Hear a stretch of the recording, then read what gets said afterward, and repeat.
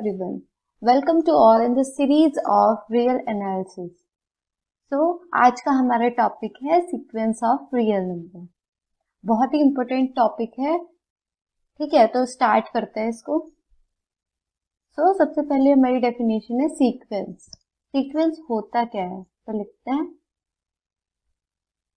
Sequence.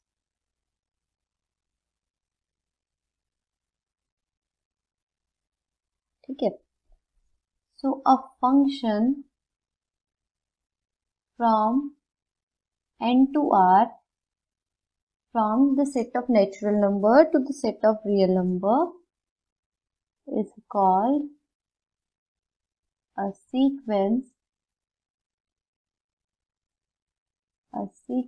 of real number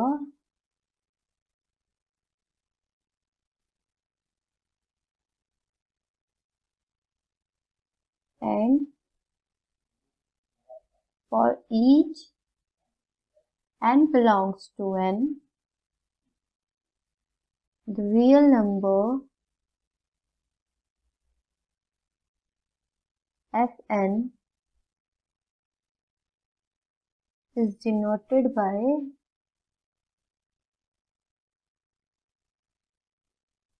Fn. और sequence हम कैसे लिखते हैं? F1, F2, F3, Fn. ठीक है. एंड हम ऐसे भी लिख देते हैं और ऐसे भी लिख देते हैं. ये सीक्वेंस को लिखने के तरीके हैं. ठीक है. और जो हम इसमें हमारी जो F1 है वो क्या है? First term. दैट मीन्स जब हम 1 पुट करेंगे तो हमारा फंक्शन क्या होगा? वो है F1. ऐसे ही जो F2 है वो हमारी सीक्वेंस की सेकेंड टर्म हो जाएगी. और Tn टर्म क्या हो जाएगी? Tn. ठीक है. तो जो ये है F1, F2, F3, F4, Fn and so on, ये हमारी क्या है? सीक्वेंस. ठीक है. एग्जाम्पल देख लेते हैं. एक हम फंक्शन डिफाइन करते हैं n to r Fn equals to -1 raise to power. तो क्या होगी इसकी जो फर्स्ट टर्म होगी वो क्या होगी? -1 की पावर 1 -1. F2 क्या होगी? 1. ऐसे ही हमारी F3 क्या हो जाएगी? -1. ठीक है. तो हमारी किस टाइप की बन जाएगी ये सीक्वेंस? -1 1 -1 1 -1 1. ठीक है. और एक और एग्जांपल लेते हैं. फंक्शन हमने डिफाइन कर दिया 1/n. तो ये किस टाइप की होगी सीक्वेंस? सबसे पहले 1 पुट करते हैं. 1 1/2 देन 1/3 1/n. ठीक है. तो ये सीक्वेंस हो गया. नेक्स्ट लिखते हैं range of a sequence. Range of sequence. हमने जब हम फंक्शन पढ़ रहे थे तो हमने पढ़ा था कि रेंज सेट क्या होता है. ठीक है. तो अब हम देखते हैं इसमें सीक्वेंस का रेंज सेट क्या होता है. ठीक है. तो नॉर्मली पहले समझा देती हूँ मैं. हमने अभी एक सीक्वेंस डिफाइन की थी -1 रेज़ टू पावर n. तो सीक्वेंस कैसे बन रही थी? वो -1 1 -1 1. सिर्फ 2 ही एलिमेंट आ रहे थे उसमें, -1 और 1. हमारा रेंज क्या होती है सीक्वेंस की? वो सेट जिसमें जो सीक्वेंस की जो टर्म्स है वो आ रही है. तो इसका रेंज सेट क्या हो जाएगा हमारा? 1 एंड -1, क्योंकि सिर्फ सीक्वेंस में 2 ही टर्म आ रही है, -1 1 एंड यही रिपीट होती जा रही है. ठीक है.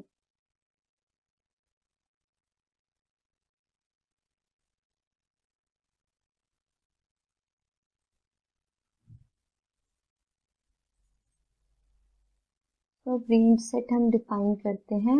रेंज ऑफ सीक्वेंस क्या होता है? तो the set of all distinct elements of the sequence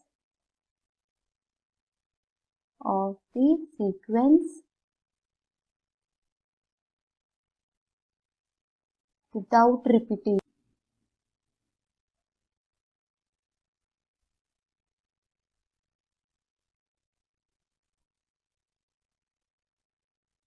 And without regard to the position of a term is called the range of the sequence.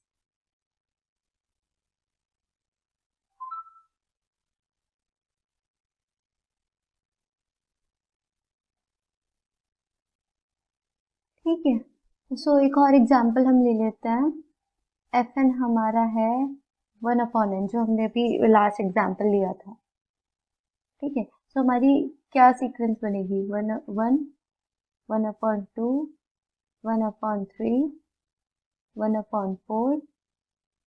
ठीक है, तो हमारी जो रेंज सेट है, रेंज सेट क्या हो जाएगा?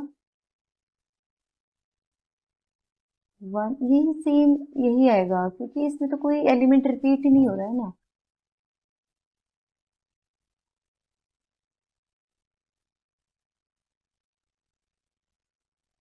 ठीक है, और हम इसको ऐसे भी लिख सकते हैं 1/n, where n belongs to n। ठीक है, नेक्स्ट लिखिए bounds of the sequence. Bounds of the sequence.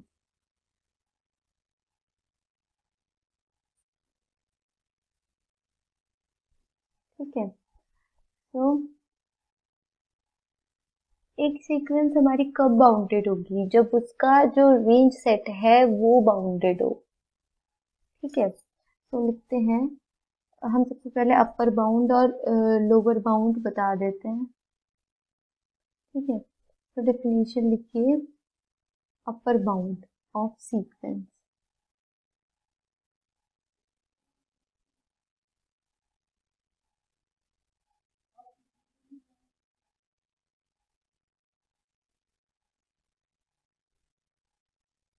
ठीक है, so a sequence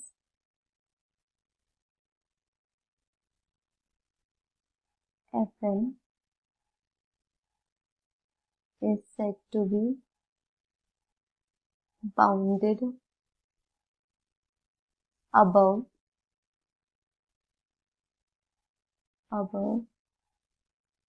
if there exists a real number k such that Fn is smaller than equals to k for all n belongs to n। सभी Fn, Fn+1 जितने भी हमारे Fn's होंगे वो सब smaller than equal to k होने चाहिए, तब हम जो सीक्वेंस है हमारी उसको क्या कहेंगे? Bounded above. एंड जो हमारा k है उसे हम क्या कहेंगे? And k is called an upper bound of sequence। upper bound of sequence। ठीक है, फॉर एग्जाम्पल हमने जो एग्जाम्पल लिया था अभी उसी को लेते हैं, Fn equals to 1/n। तो कैसा सेट बन रहा था? इस टाइप का 1, 1/2, 1/3। ठीक है, तो इसमें देखिए हर एक एलिमेंट जो है जो सीक्वेंस का हर एक एलिमेंट है वो 1 से छोटा है, 1 भी है और 1 से छोटा है। सो इसका जो क्या हो गया? 1 हमारा अपर बाउंड हो गया। ठीक है,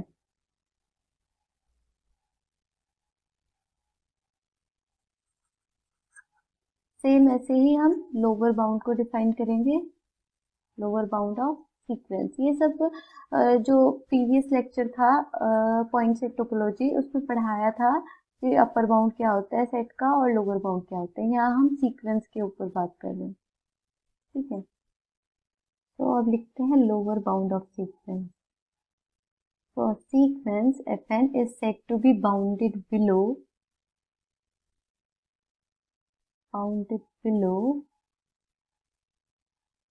if there exists a real number k such that Fn is greater than equal to k for all n belongs to n, and k is called an lower bound of sequence,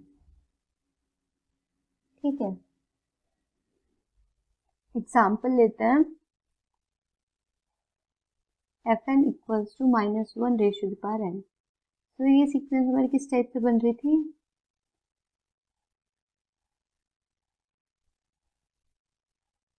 -1 1 -1 1, ठीक है। तो इसमें 1 और -1 repeat हो रहे थे।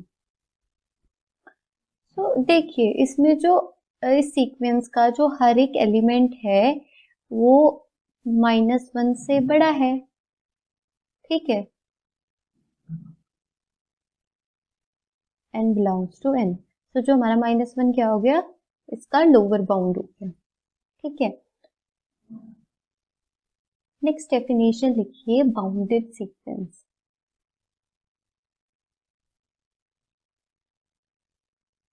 हमारी bounded sequence कौन सी होगी, जो बाउंडेड अबव भी हो और बाउंडेड बिलो भी हो। तो हम क्या लिखेंगे, अ सीक्वेंस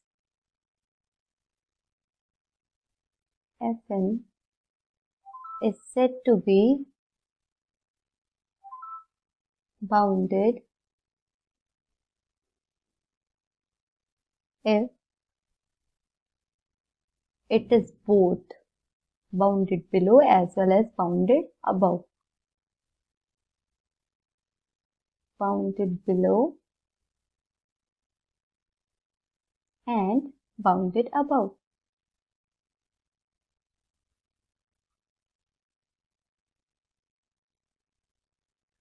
हम ऐसे भी लिख सकते हैं, the sequence Fn is bounded if there exists small k and capital K belongs to R such that Fn is greater than equal to small k and smaller than equal to capital K for all n belongs to n, कि जो Fn होगा उसकी जो वो सारी term होगी F1 F2 अब Fn and so on, वो सब स्मॉल के से बड़ी होंगी और कैपिटल के से छोटी होंगी। तो हम जो सीक्वेंस है उसको क्या कहेंगे, ये सीक्वेंस हमारी बाउंडेड है, ठीक है। नेक्स्ट डेफिनेशन लिखिए convergence of sequence. Convergence of sequence.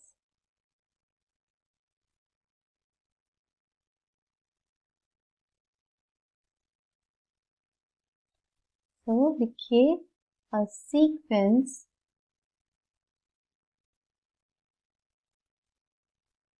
Fn is said to be converged is said to converge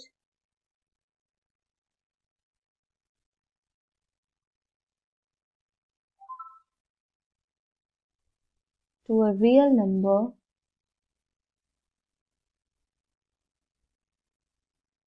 L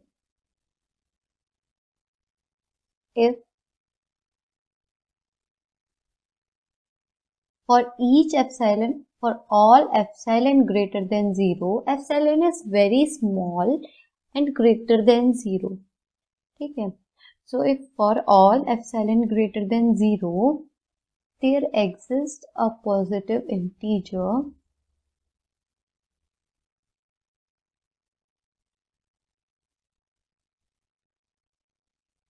m such that modulus of fn minus L is smaller than epsilon for all n greater than for all n greater than equal to m। ठीक है, और जहां ये जो m है वो depends करेगा epsilon पर। ठीक है, और सिंबॉलिकली हम कैसे लिखते हैं इसको, limit n tends to infinity fn equals to l, और जो l है उसे क्या कहते हैं हम, लिमिट of the sequence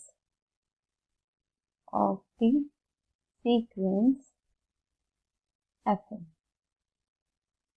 ठीक है, सो हमारी सीक्वेंस को हम कन्वर्जेंट कब कहेंगे, a sequence fn is said to be converged to a real number l if कोई हमारा एक m एग्जिस्ट करना चाहिए, एक पॉजिटिव इंटीजर एग्जिस्ट करना चाहिए जिससे बड़े सारे नंबर्स के लिए, जिससे बड़े सारे इंटीजर्स के लिए और सभी एप्सिलॉन ग्रेटर देन 0 के लिए fn minus l smaller than epsilon, ये चीज होल्ड होनी चाहिए। ठीक है, तो हमारे हम क्या कहेंगे, जो सीक्वेंस है वो हमारी l पर कन्वर्ज कर चुकी है। ठीक है, इसका मतलब क्या है, देखिए समझिए, जैसे हमारी कोई सीक्वेंस है, जो हमने एग्जाम्पल लिया था वही लेते हैं, 1/n, फर्स्ट एलिमेंट 1, देन 1/2, 1/3, 1/4, ऐसे करते करते ये कहाँ तक चली जाएगी, 1/n, 1/n+1, 1/n+2।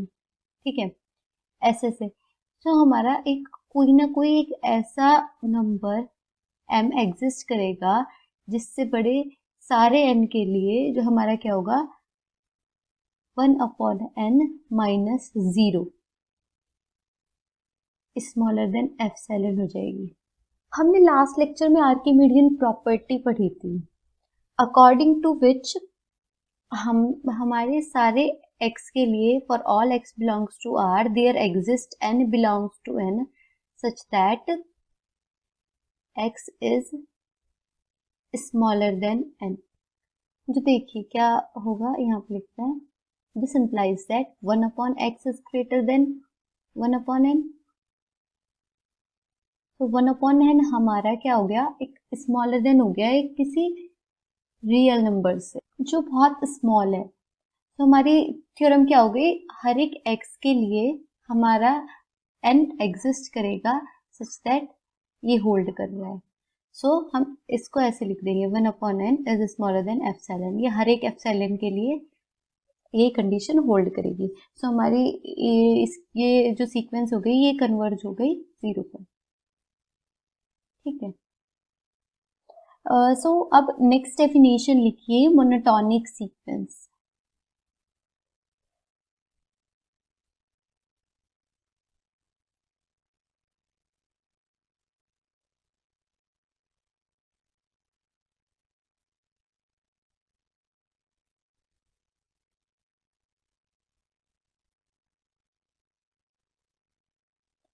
तो लिखिए, a sequence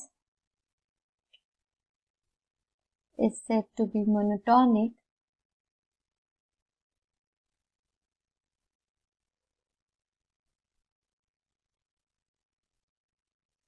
if जो fn है, fn ये सीक्वेंस कौन सी है, fn एक सीक्वेंस है, is said to be monotonic if fn is smaller than equal to fn+1 for all n belongs to n, or fn is greater than equal to fn+1 for all n belongs to n।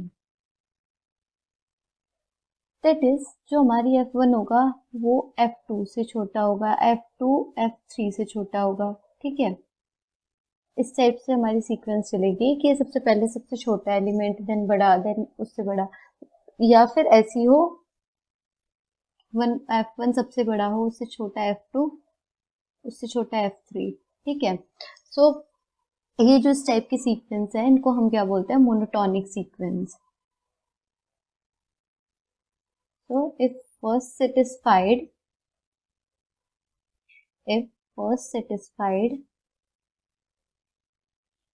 then an is monotonically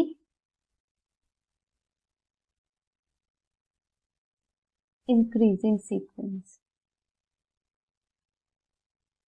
हम ऐसे लिखते हैं, जो monotonically increasing sequence होती है उसको इस type से लिखते हैं सीक्वेंस, और non decreasing.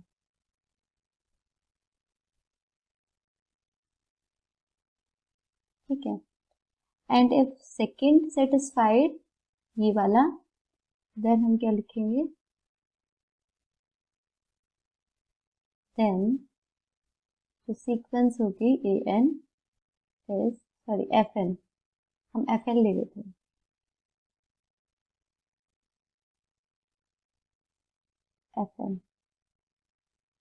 fn is monotonically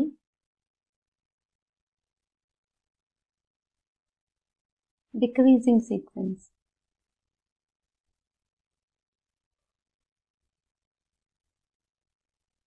और नॉन इंक्रीजिंग.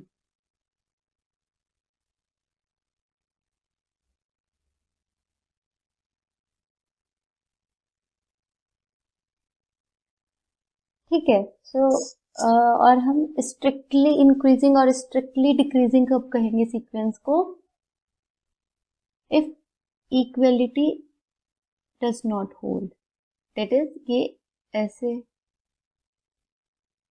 ठीक है.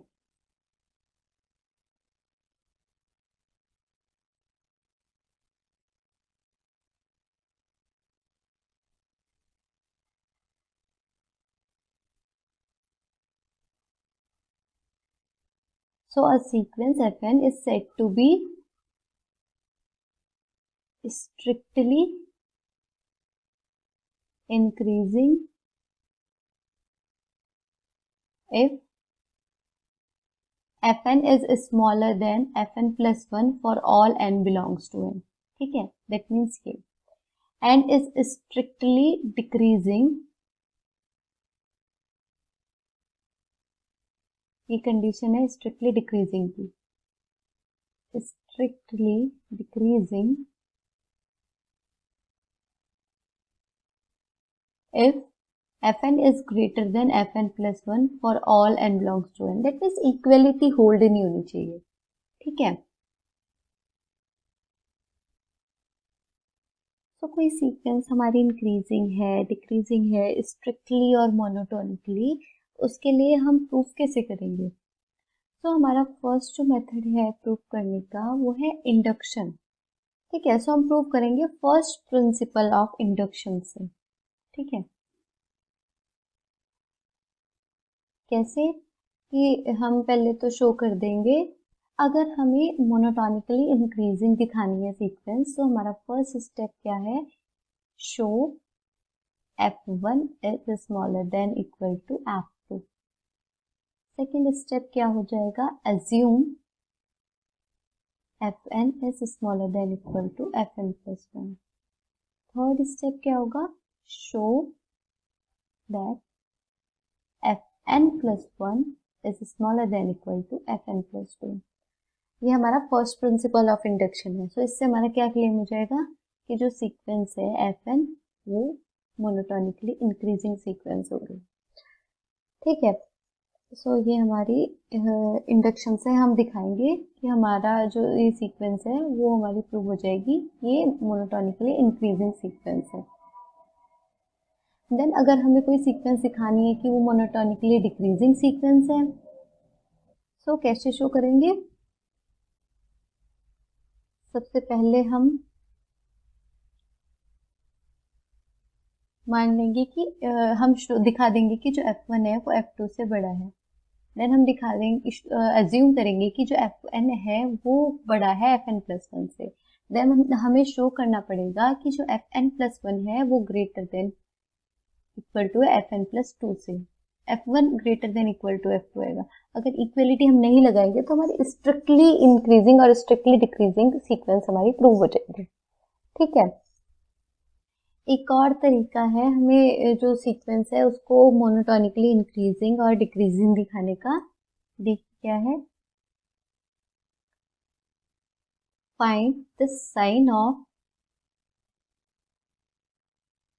an plus 1 minus an।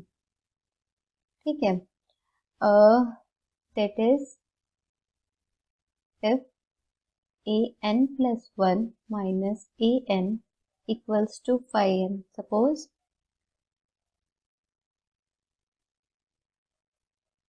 then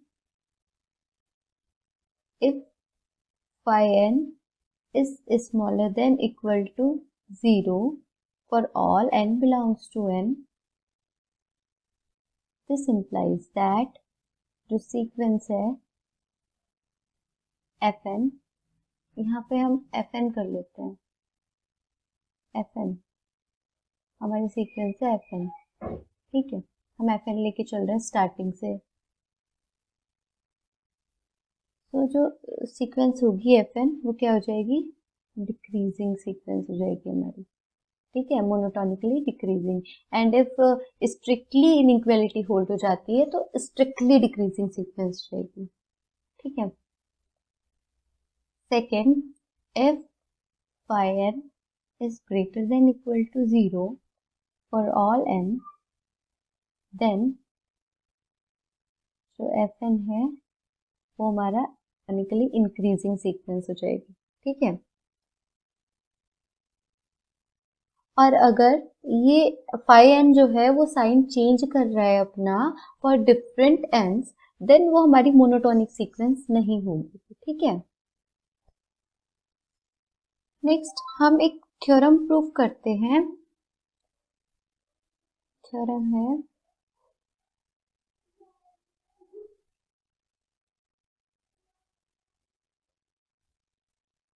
a sequence cannot converge to more than one limit. A sequence in R can have at most one limit. ठीक है, सो इसका मतलब क्या है कि कोई सीक्वेंस है, इफ वो कन्वर्जेंट है तो उसकी लिमिट एग्जिस्ट करेगी, सो वो जो लिमिट होगी वो यूनिक होगी। एंड इफ सीक्वेंस डाइवर्जेंट है देन वो उसकी लिमिट एग्जिस्ट ही नहीं करेगी। ठीक है, so if a sequence is convergent then limit should be unique. So हम इस थ्योरम को प्रूव करते हैं। हम इसको कॉन्ट्राडिक्शन से प्रूव करेंगे। हम दो लिमिट मान लेंगे L1 and L2। a sequence fn is converges to, so लिखिए, let a sequence fn is converges to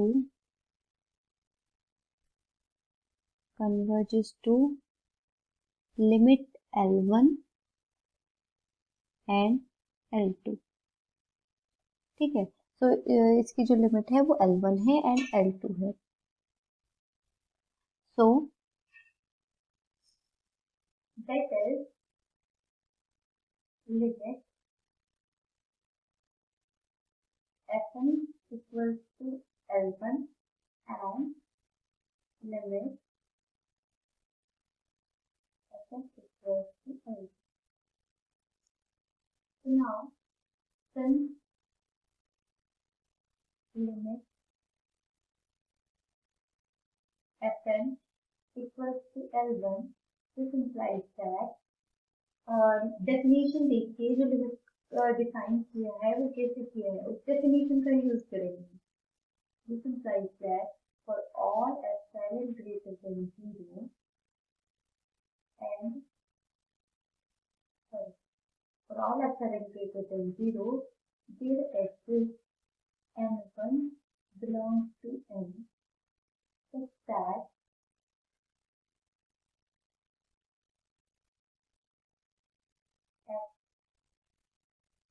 n minus L1 is smaller than epsilon for all m greater than equal to L1.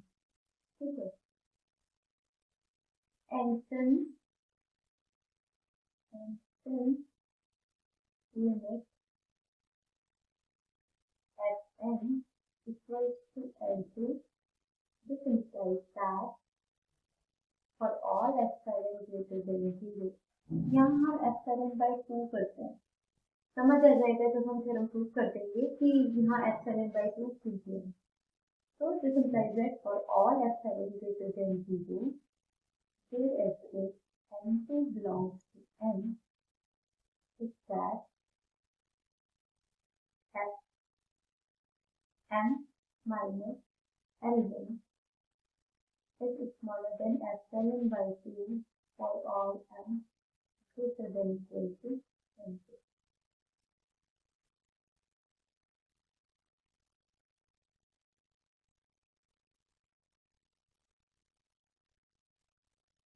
ठीक है, अब हम जो n not है वो ले लेते हैं हम maximum of n1 and n2।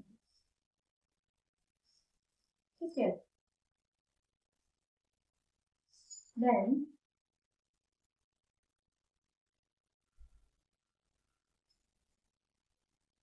fm minus L1 is smaller than epsilon by 2 and fm minus L2 is smaller than epsilon by 2 for all m greater than equal to n naught। क्योंकि हमने क्या कर दिया, n not क्या लिया, maximum लिया n1 और n2 में। ठीक है, तो जब m n1 और n2 से दोनों से बड़ा है तो n नॉट से भी बड़ा होगा, तो इसलिए हमने प्रूव कर दिया। अब देखिए L1 माइनस L2, इसको हम लिख देते हैं L1 minus Fn plus Fn minus L2। अब हम ट्रायंगल इनइक्वालिटी का यूज करेंगे। So according to triangle inequality ये क्या हो जाएगा, L1 minus Fn plus Fn minus L2। ठीक है, अब यहाँ देखिए, सॉरी यहाँ Fm आएगा, Fm माइनस L2। अब यहाँ देखिए Fm minus L1 is smaller than epsilon by 2, तो क्या हो जाएगा epsilon by 2 plus and Fm minus L2 is smaller than epsilon by 2, is epsilon by 2, जो क्या आ गया हमारा एप्सिलॉन। अब since epsilon is arbitrary and greater than 0, ठीक है, तो उससे हमें क्या मिला, L1 minus L2 equals to 0। This implies that L1 equal to L2। हम क्या लेके चले थे कि दो लिमिट है हमारी इस किसी सीक्वेंस की जो डिफरेंट है, एक सीक्वेंस डिफरेंट लिमिट पे कन्वर्ज कर रही है। तो हमने क्या प्रूव कर दिया कि जो हम डिफरेंट लिमिट लेके चले थे L1 और L2 वो दोनों इक्वल आ गए। हम लेके डिफरेंट चले थे बट तो हमने कॉन्ट्राडिक्शन से हमने प्रूव कर दिया कि L1 should be equal to L2। ठीक है, सो हमारी थ्योरम प्रूव हो गई कि sequence can not converge to more than one limit. ठीक है, नेक्स्ट देखिए, ये भी थ्योरम है, इसको भी हम प्रूव करेंगे। तो ये है every convergent sequence is bounded, every convergent sequence is bounded। ठीक है, तो प्रूव करते हैं। So let a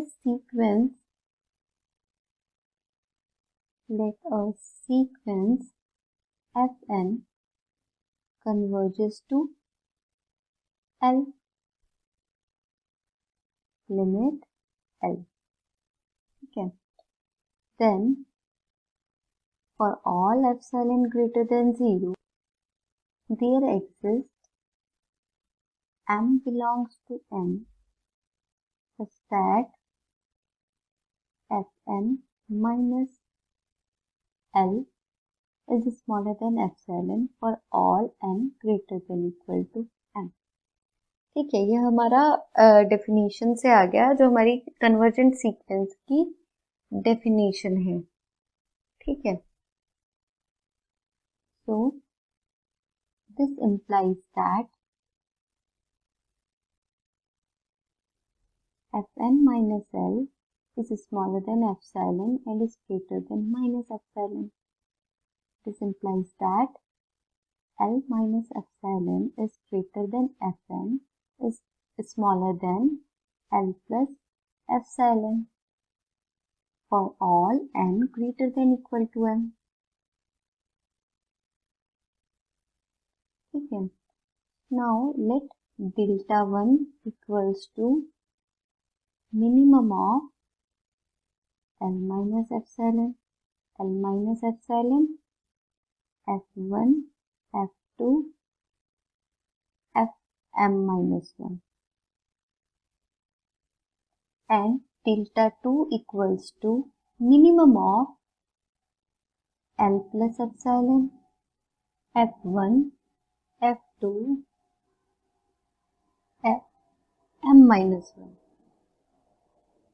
delta 1 and delta 2 हमने मिनिमम इनसे क्यों लिया, Fm प्लस 1 क्यों नहीं है, क्योंकि L minus epsilon smaller than है Fn से हर एक n greater than equal to m के लिए। ठीक है, एंड जो Fn है स्मॉलर देन है L प्लस एप्सिलॉन से हर एक n greater than equal to m के लिए। ठीक है, तो इसलिए हमने क्या लिया, delta 1 minimum of L minus epsilon F1 F2 up to F minus 1 लिया एंड डेल्टा 2 हमने लिया minimum of L plus epsilon F1 F2 up to Fm minus 1 लिया। ठीक है, देन हम यहाँ लिखते हैं क्या आ जाएगा, delta 1 this implies that delta 1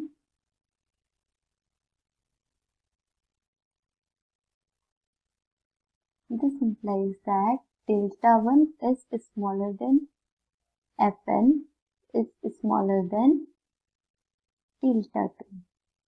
ठीक है, तो जो हमारा Fn है वो बड़ा हो गया डेल्टा 1 से एंड स्मॉलर हो गया डेल्टा 2 से फॉर ऑल n।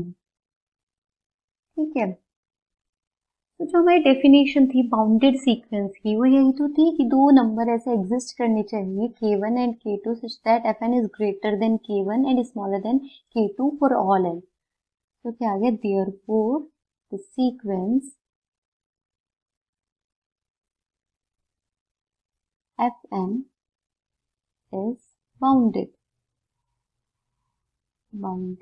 sequence। ठीक है, so थ्योरम प्रूफ हो गई कि every convergent sequence is bounded, but the converse of this theorem need not be true। For example, Fn equals to -1 ratio to power n, -1 1 -1 1। Sequence क्या है, bounded है, Fn is greater than equal to -1 smaller than equal to 1 for all n, but ये convergent नहीं है, इसकी कोई limit exist नहीं कर रही है। ठीक है,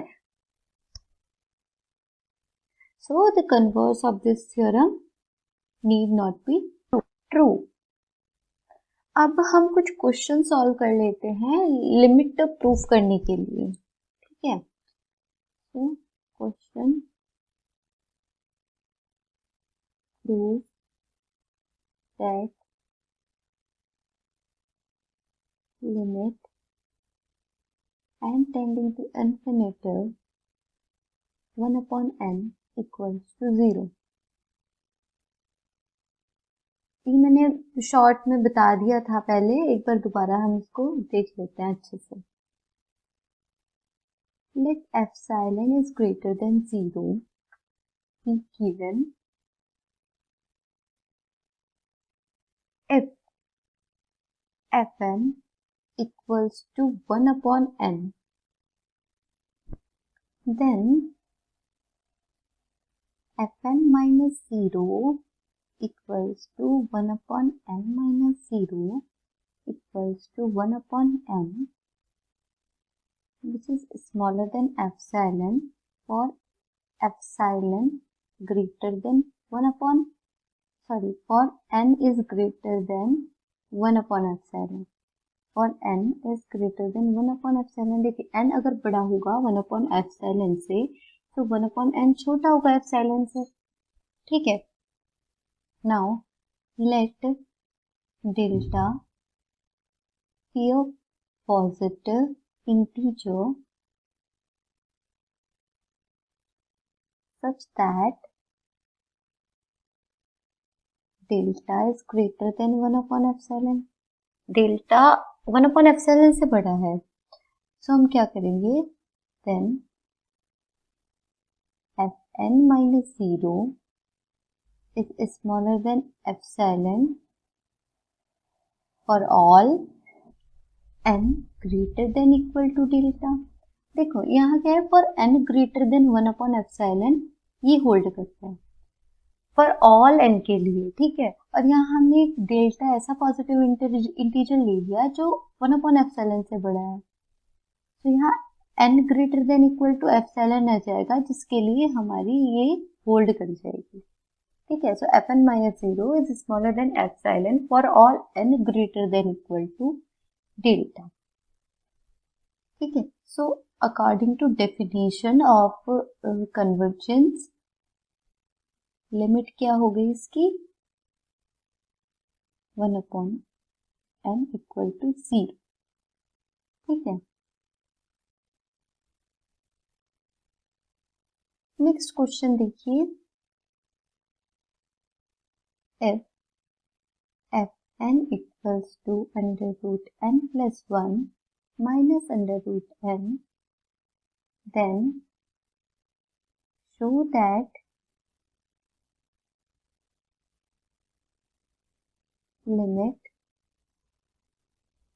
limit of fn equals to 0।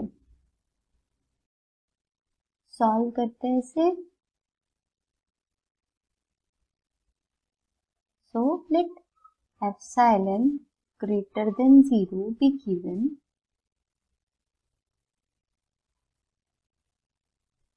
then fn minus 0 equals to under root n plus 1 minus under root n minus 0। ये हमारे इक्वल हो जाएगा under root n plus 1 minus under root n के, क्योंकि किसी भी नेचुरल नंबर के लिए n प्लस 1 बड़ा होता है n से, और so similarly under root n plus 1 भी बड़ा होगा अंडर रूट n से, ठीक है। सो इसमें मॉड्यूलस का कोई इफेक्ट नहीं पड़ेगा, तो ये क्या आ जाएगा under root n plus 1 minus under root n। इसको हम कैसे लिख देंगे, मल्टीप्लाई कर देंगे under root n plus 1 plus under root n से और डिवाइड कर देंगे n plus 1 plus under root n plus 1 plus under root n, क्या आ जाएगा, हमें a minus B A plus B का फॉर्मूला पता है क्या होता है, a minus B A plus B equals to A square minus B square. हम इसमें अप्लाई कर देंगे, क्या हो जाएगा under root n plus 1 whole square minus under root n whole square upon under root n plus 1 plus under root n। ये किसके equal आ जाएगा, n प्लस 1, यहीं पे लिख देता है n plus 1 minus n upon under root n plus 1 plus under root n। तो क्या आ गया ये,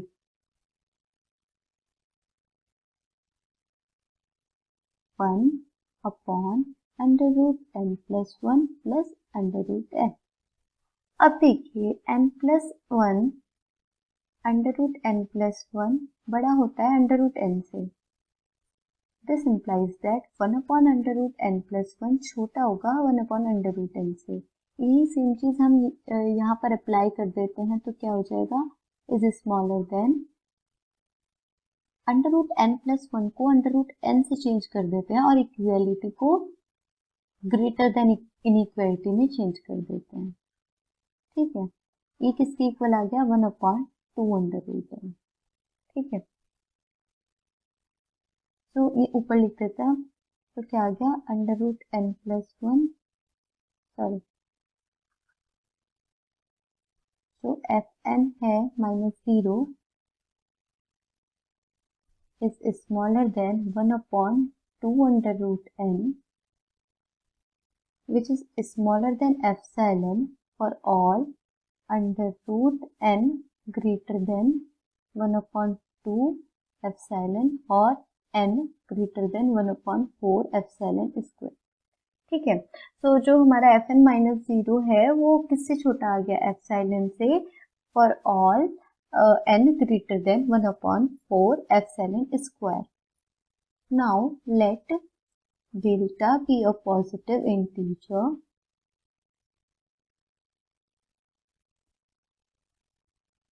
greater than 1/4 epsilon square। हमने एक पॉजिटिव इंटीजर ले लिया जो ग्रेटर देन है 1/4 एप्सिलॉन स्क्वायर के। ठीक है, तो हमारा क्या हो जाएगा, देखिए,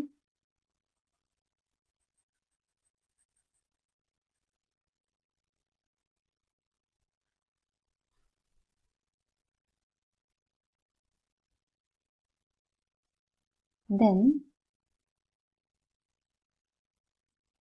fn -0 is smaller than epsilon for all n greater than equal to delta।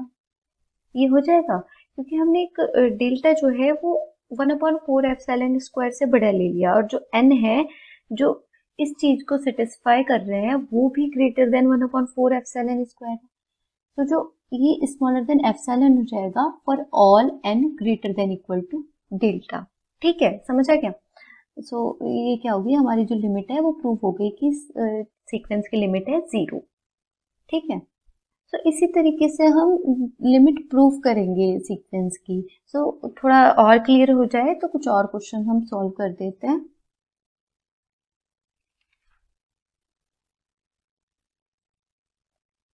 Question है, प्रूव दैट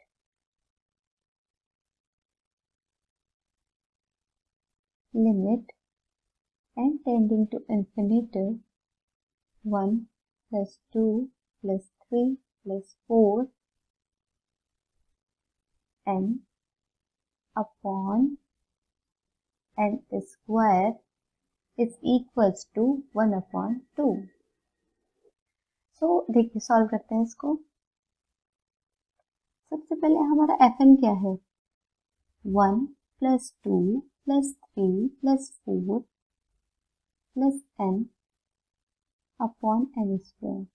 हमने छोटी क्लासेस में पढ़ा हुआ है कि जो summation n equals to 1 to sorry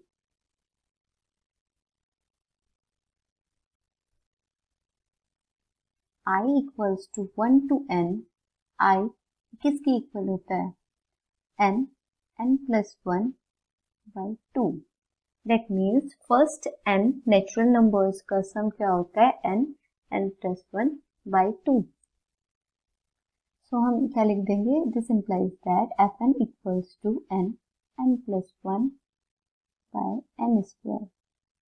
ठीक है, n से कैंसिल हो जाएगा, 2n स्क्वायर आ जाएगा, n से कैंसिल होकर क्या बचेगा, n + 1 अपॉन 2n। ठीक है, अब हम सॉल्व करते हैं। फॉर एप्सिलॉन ग्रेटर देन 0, ये हमें गिवन है, for epsilon greater than 0 is given. हम मान के चलते हैं कि हमें एप्सिलॉन गिवन है क्वेश्चन को सॉल्व करने के लिए, लिमिट प्रूव करने के लिए। ठीक है,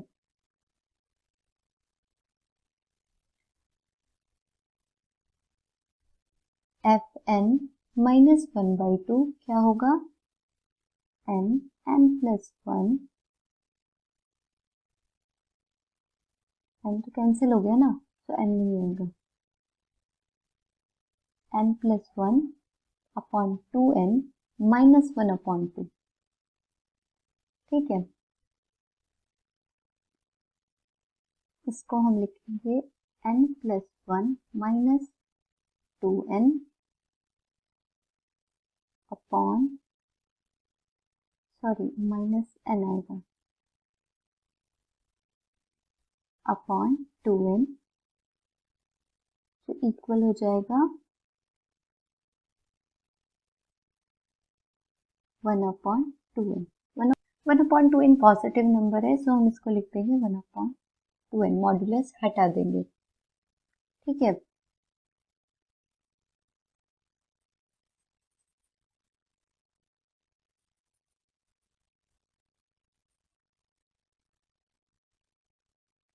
तो क्या आ जाएगा, जो एफ एन माइनस 1 अपॉन 2 है किसके इक्वल आ गया, 1 अपॉन 2n के। ठीक है, सो इसको हम स्मॉलर देन एप्सिलॉन कर देंगे for all n greater than 1 upon 2 epsilon. ठीक है, हो जाएगा ये।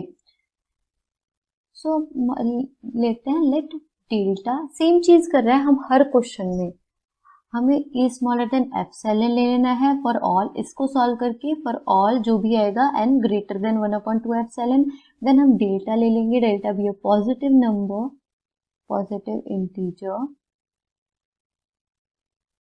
such that delta is greater than 1 upon greater than equal to 1 upon 2 epsilon. अब जो हमारे यहाँ पर आएगा n ग्रेटर देन, यहाँ पे 1 अपॉन 2 एप्सिलॉन आया तो हम डेल्टा को greater than equal to 1 upon 2 epsilon ले लेंगे। ठीक है, तो